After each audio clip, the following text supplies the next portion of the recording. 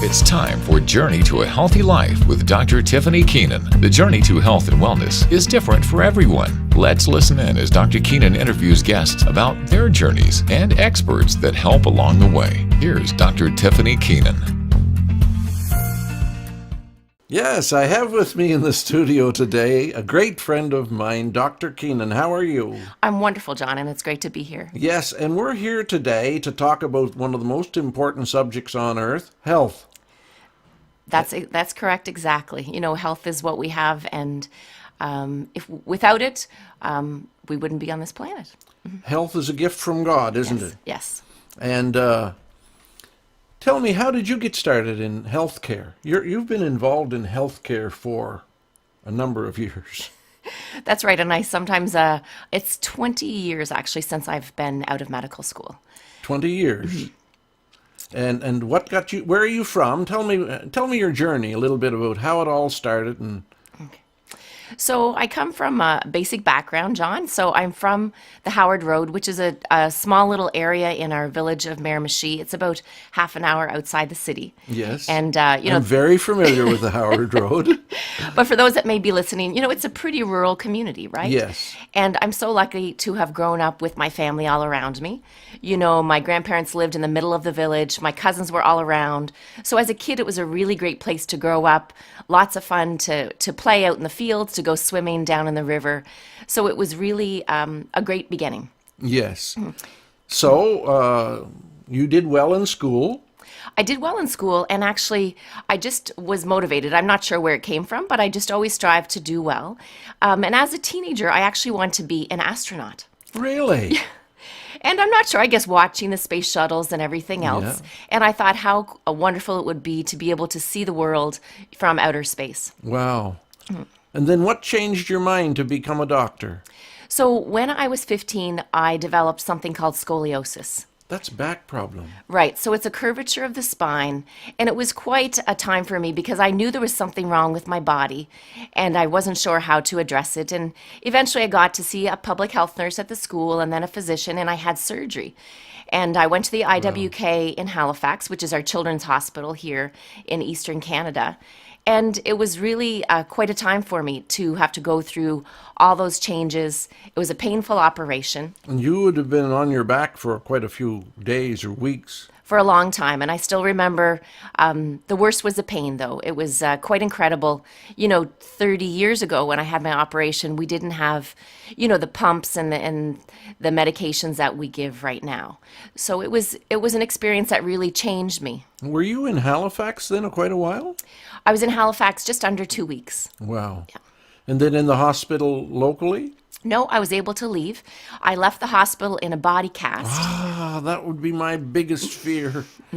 So for 6 weeks, I wore a cast that covered my whole chest area. Oh my goodness. And I wasn't able to go to school at that point. You know, I was 16, but it was too uncomfortable to be at school with the cast on. But then they switched over to a body jacket, which was like a plastic jacket that I wore that covered, again, my whole chest.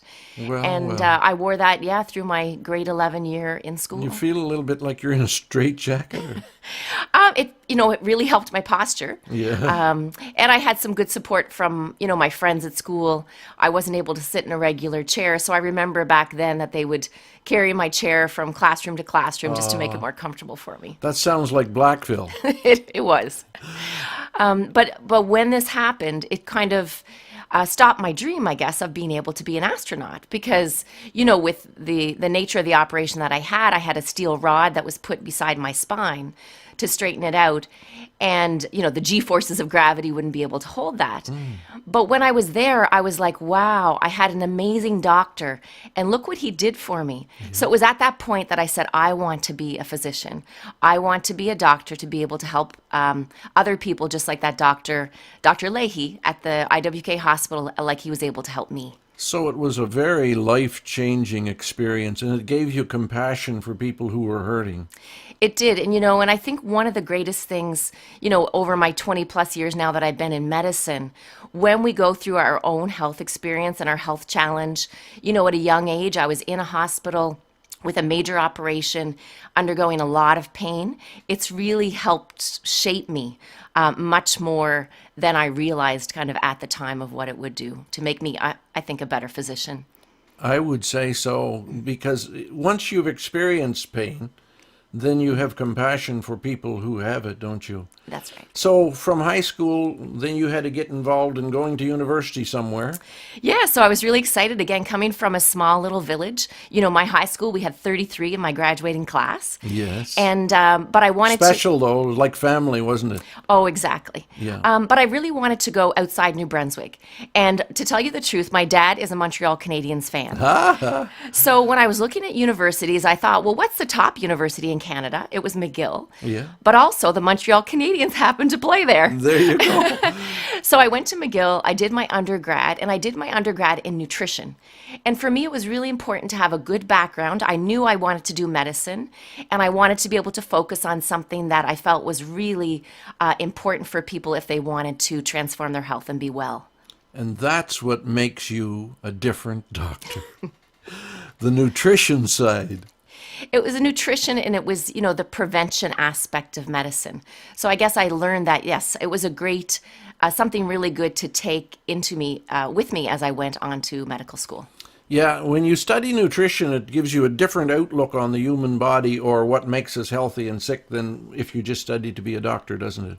It does, because we don't realize, and even then, you know, I've learned so much more about nutrition, you know, since I started in '89. But I realize how the components of food, they shape our body.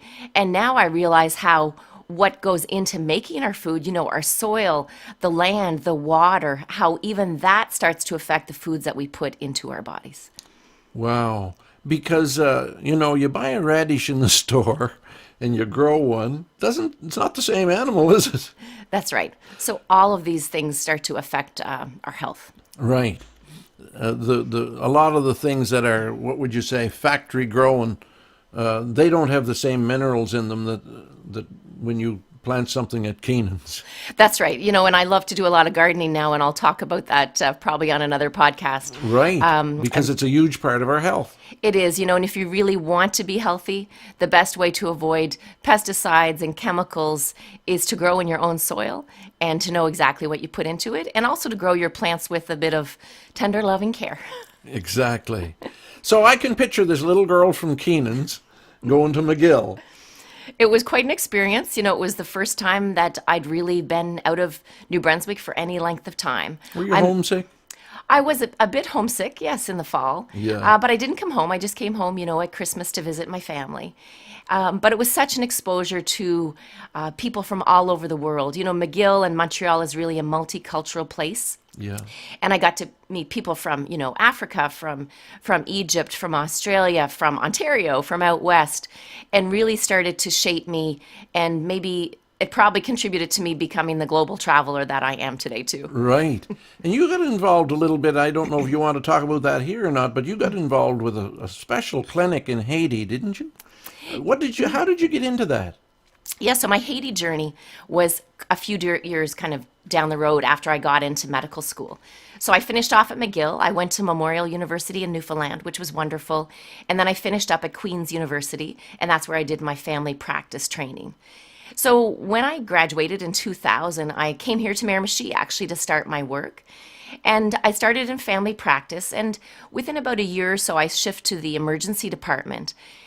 And I was really enjoying my work in the Maritimes, my work in Miramichi, but I'd always wanted to be able to do some work abroad. And I was looking at, you know, different programs like Doctors Without Borders, and I thought, well, let me see what I can do locally. And it was quite funny because in the year that I was looking, Dr. Colleen O'Connell, who is a physiatrist, she's a rehab therapist from Fredericton, she had sent a message around that she was looking for people to volunteer to go to Haiti. And I said, well, this would be maybe my opportunity. So that was back in 2005. But in that same year, I was actually looking at a few other organizations. So in 2006, I got my first opportunity to go down to Haiti. which was an experience that truly opened my eyes in terms of healthcare, in terms of helping me be very appreciative of where I've come from and, really what an amazing, beautiful country that Canada is that we live in. That's kind of third world exposure, isn't it? It is, yeah. Haiti is the poorest country in the Western Hemisphere. Wow. And so you said you went there. So I went there in 2006 with Dr. O'Connell's organization from Fredericton, New Brunswick. And I worked at a small clinic just in Port-au-Prince. And then we had visited a few areas around Port-au-Prince and a small little village in the northern part of Haiti. And then so I was really, I fell What in. would you do there? Like, So we were doing basic medical care, primary health care, and this is it really when we look at what makes a difference in healthcare, it is that prevention aspect. So at that time, we were working with some of the orphanages. We were doing basic healthcare with the children there to prevent disease. And then we were working at basically a family practice clinic, seeing people that would come in with basic health illnesses. and would you have the same equipment to work with there that you have here? It was a very basic setup that we had. Like a clinic? It was a clinic, that's right. And we didn't have blood work. We didn't have blood tests that we could How do. would the people afford to go? So the clinic that we were working at the time was completely free. Wow. Yeah. So there was no charge or anything because we had sufficient, donations from Canada. So we were able to purchase medications in country, to bring medications down with us, to be able to treat the people that were really, very impoverished. And what types of things would you see?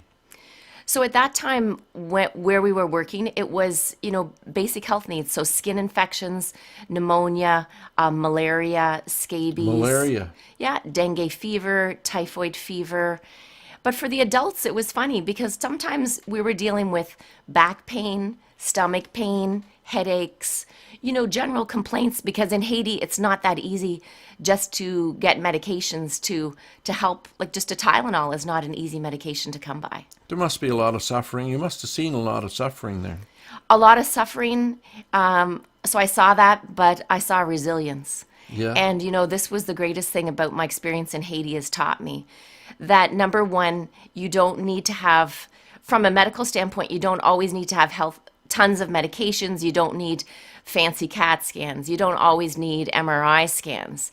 You need someone that can care, that can talk to the patients, Yeah. even though we worked, through translators. But people really just want to know that someone cares about them. Human touch.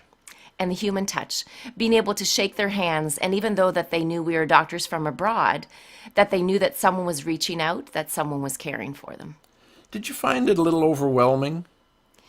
It was, especially in the beginning. The very first trip I had to Haiti was actually at the time of the election. And so for 4 days, we were actually confined to our compound in Port-au-Prince because there were riots in the street. So we had UN helicopters flying overhead.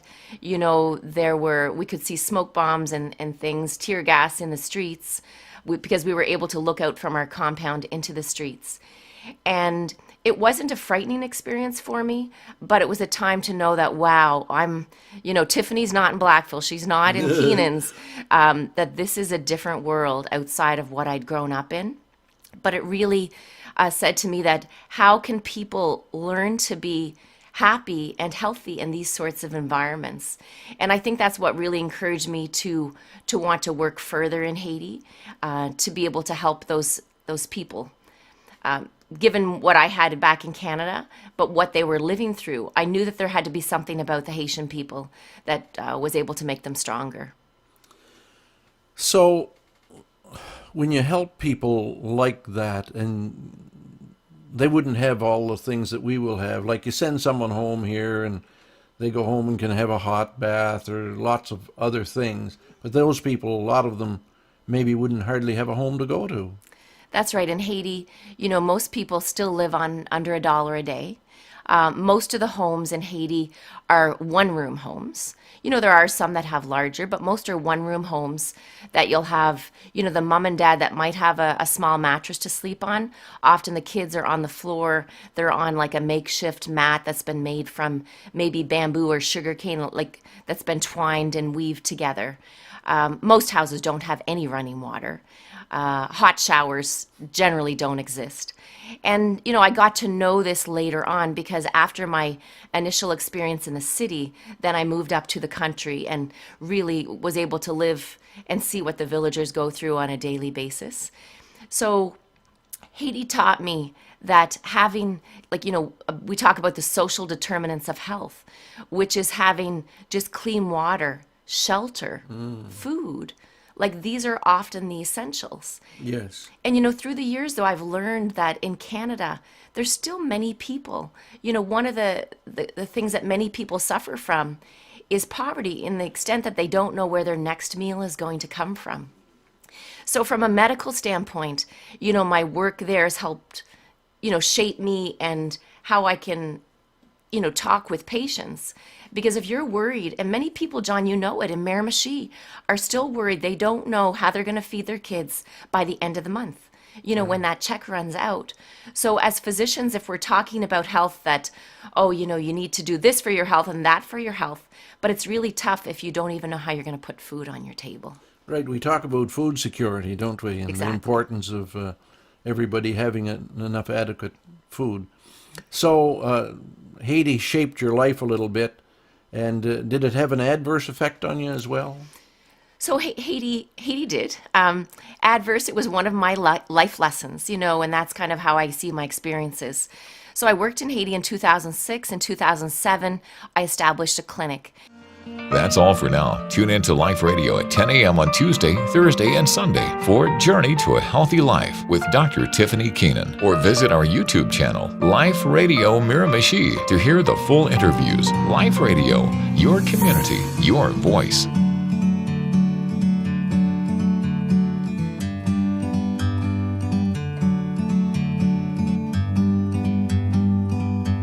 Like a bird on a tree, I'm just sitting here. I got time.